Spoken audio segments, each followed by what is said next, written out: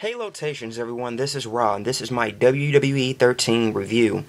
Early in the week I had a video depicting some AI issues in the game. I said I was going to have a full-on review, so here it is, part 1, the likes.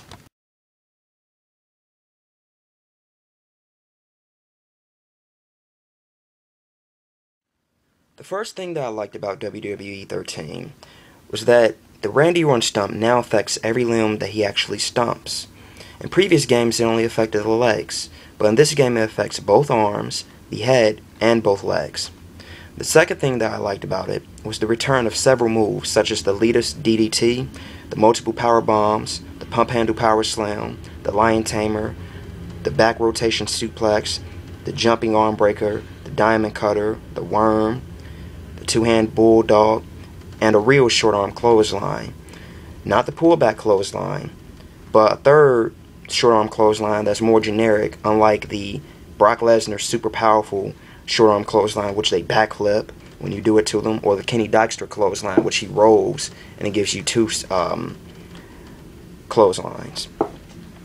Another thing that I liked is the Face Crusher 5. The Face Crusher 5 is a grapple in the corner move where the opponent, the person who performs the move gives their opponent a forearm shiver to the jaw, dazes them for a little bit, and then gives them a running two-handed bulldog, which perfectly positions them for the worm. But I used it to do the down body splash, or the Ultimate Warrior splash, or even more contemporarily, the Ryback splash that he does. I like that. Next is the new addition of the leverage pins and the new position where you can set an opponent on the second rope, groggy, in the 619 position and do various moves. You could do the running attack that Stone Cold does, or the running attack that Mark Henry does, or the running attack that Chris Jericho does for that position. So that's a pretty cool new feature. I also like all the new moves they have for the regular rope grapples when they're groggy on them. One of my favorites is actually Psych Out Rebound Lariat that Ted DiBiase uses. I gave it to Bradshaw as a makeshift lariat, seeing as how the one that he has on the game is kind of banal, kind of common, regular, ordinary move that mostly everyone in the game has, just like the float over neck breaker and in previous games the float over DDT. But Psych Out Rebound Lariat's a good makeshift clothesline from hell. Love all the new moves, basically. Certain people like Diamond Dallas Page and Tenzai, when you download them, bring in so many new moves to the game. And that's the thing when they come out with the next downloadable content package, is that they have a downloadable content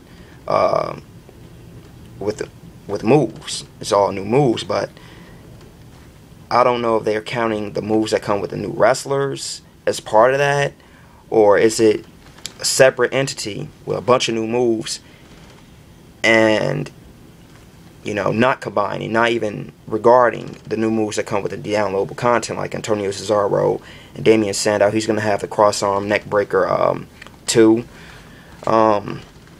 because technically I think it's about 50 moves in that moveset package that's coming in the next downloadable content in January. And plus the moves that come with the new characters, it'll be like 50 plus, adding all the new moves they have. Because Diamond Dallas Page has an entirely different, he might have about 9 or 10 moves that comes with him, like the discus clothesline combo, the diamond cutter, the diamond clash, the diamond sit out power bomb. Or maybe not 10, maybe not near 10, but he has a few. Before I was gonna gripe about how they didn't have the elbow moves that Kevin Nash and Great Khali use when they're in the corner, but due to Tenzai having it part of his moveset, his repertoire, we now have that move in the game. So I gave it to Khali and I gave it to Kevin Nash. So all the new moves are cool. There isn't too much removed from WWE 12. The case being like 2010, 2011, it didn't retain a lot of moves from 2009 and previous games, but this one pretty much retains every move that was in WWE 12. Only problem is, I'll get to that and my dislikes regarding more moves. But the game is a vast improvement from WWE 12.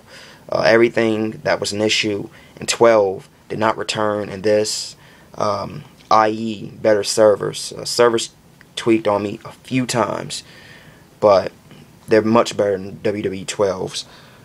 Improved character models, like Stone Cold Steve Austin's body model is more true to life. The Rock, the modern Rock from this day and age, face is dead on. Maybe more so than anybody else is on the game. His face is just like him in real life. Opponents stay down much longer. You put somebody through a table, which I also like that feature, is the ability to put someone through the announcer's table again. You put somebody through a table. In WWE 12, they got up like that. You know what I mean? WWE 12 is almost up there, and the ability, the quickness that they got up, how swiftly they got up from a devastating move or a series of moves, it was almost up there with SmackDown 1, 2, and 3.